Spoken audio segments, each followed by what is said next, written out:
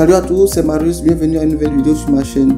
Aujourd'hui, je vous partage mon expérience d'un smartphone que j'ai utilisé au cours des 6 derniers mois. Il s'agit du Xiaomi Mi A2. Avant d'arriver à mon expérience, je tenais à remercier toutes les personnes qui se sont abonnées à ma chaîne. Merci beaucoup, votre action m'aide dans la construction de ma chaîne. Je tiens aussi à m'excuser dans la lenteur des publications. J'espère pouvoir m'améliorer au cours des mois à venir. Alors le Xiaomi Mi A2, comme je le disais au début, j'ai passé les 6 derniers mois à utiliser ce téléphone. Et voici les éléments que j'ai appréciés et que je n'ai pas aimé de ce téléphone. Avant d'arriver à mes impressions, voici quelques informations que vous devez retenir. Le Xiaomi Mi A2 est sorti en 2 variantes. On a une variante Lite qui porte le nom de Xiaomi Mi A2 Lite et puis une variante normale qui est le Xiaomi Mi A2. La version Lite dispose d'une encoche avec un processeur moins performant et moins de RAM, tandis que la version normale offre une meilleure performance. Voici le tableau récapitulatif des spécifications.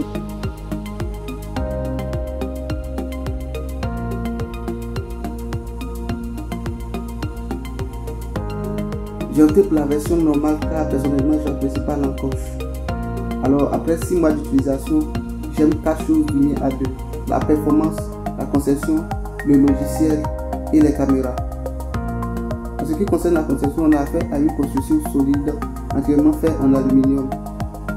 L'arrière est légèrement courbé des côtés, donc facile à tenir dans la paume. Le lecteur d'empreinte digitale est bien placé, il est là où mon index repose naturellement. La construction d'aluminium additionnée à la protection Gorilla Glass 5 de l'écran rend ce téléphone assez solide. Après ces 6 mois d'utilisation, je n'ai pas encore enregistré d'égratignures. Ben, j'avoue que j'ai utilisé à quelques reprises des coques de protection, donc cela a aussi aidé. En ce qui concerne la performance, le téléphone est propulsé par le Snapdragon 660 qui est un processeur assez capable. Avec ce processeur, le téléphone est fluide.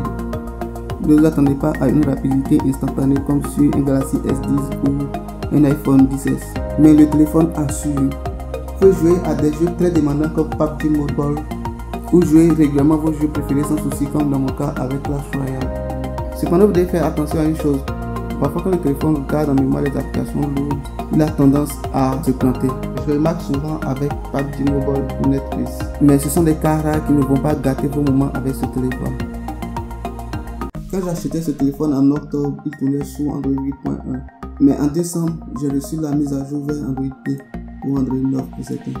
Cette rapidité dans la mise à jour est due au fait que le Mi A2 fait partie du programme Android One, qui laisse à Google le côté logiciel, tandis que le côté matériel est pris en charge par le constructeur, ici Xiaomi. Android One est une garantie de migration vers la prochaine version Android pendant 2 ans avec des mises à jour sécurité mensuelles.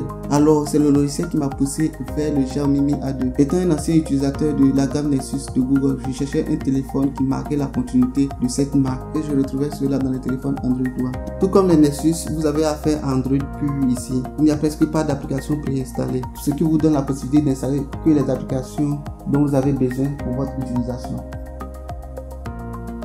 Les caméras sur le Mi A2 sont excellentes. À l'arrière, on a 12 et 20 mégapixels. Les photos qui proviennent de ces capteurs sont nettes, bien détaillées et claires. Je n'ai pas grand chose à ajouter, à vous d'apprécier.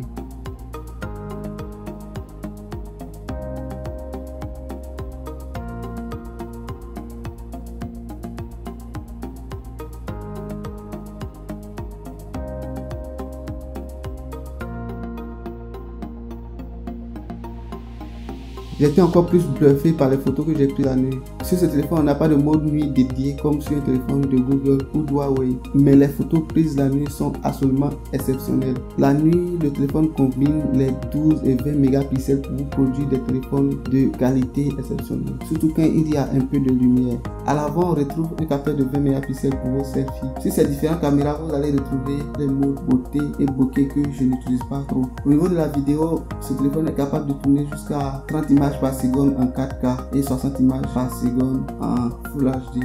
D'ailleurs, ma vidéo que j'ai fait sur l'Infinix Fold 6X a été entièrement tournée par ce téléphone.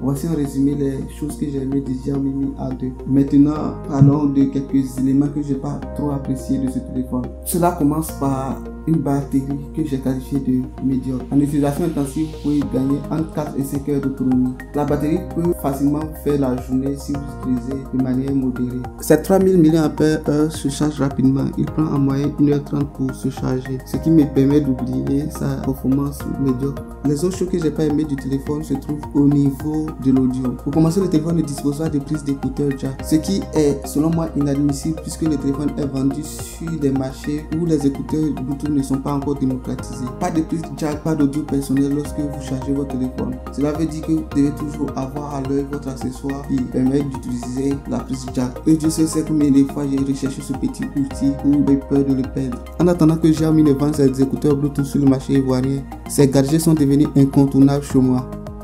Le souci que j'ai eu avec ce téléphone se trouve au niveau des haut-parleurs, ou du moins du haut-parleur. Au bas du téléphone, même si vous avez l'impression d'avoir affaire à deux haut-parleurs, en réalité c'est le côté gauche uniquement qui passe. Le son qui sort de là est bon, même si aigu quand on remplit tous les volumes. Alors voici les quelques bémols que j'ai enregistrés avec ce téléphone. Après 6 mois, devrais-je vous recommander ce téléphone? Eh bien, la réponse n'est pas si simple. Voyez-vous, j'ai acheté ce téléphone en octobre à 170 000 francs CFA.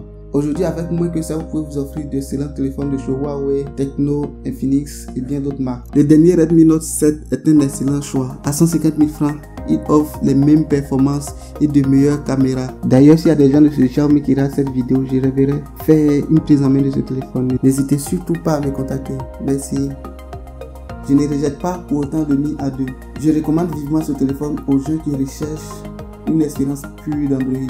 D'ailleurs, sur le marché ivoirien, il n'y a que les Mi A2 et les Note 5 d'Infinix qui offrent ce type d'expérience. Aussi, la dernière fois que j'ai vérifié sur Jumia, le prix du Mi A2 était descendu à 150 000 francs CFA. Et bien, c'est la fin de cette vidéo. J'espère que vous avez appris quelque chose d'utile et que mes informations vont vous aider à faire un meilleur choix d'achat. Merci de m'avoir suivi. Si vous avez aimé cette vidéo, n'hésitez surtout pas à la partager à vos amis sur les réseaux sociaux, à me le faire savoir dans les commentaires et en likant cette vidéo. À vous abonner si ce n'est déjà et à très bientôt pour une nouvelle vidéo.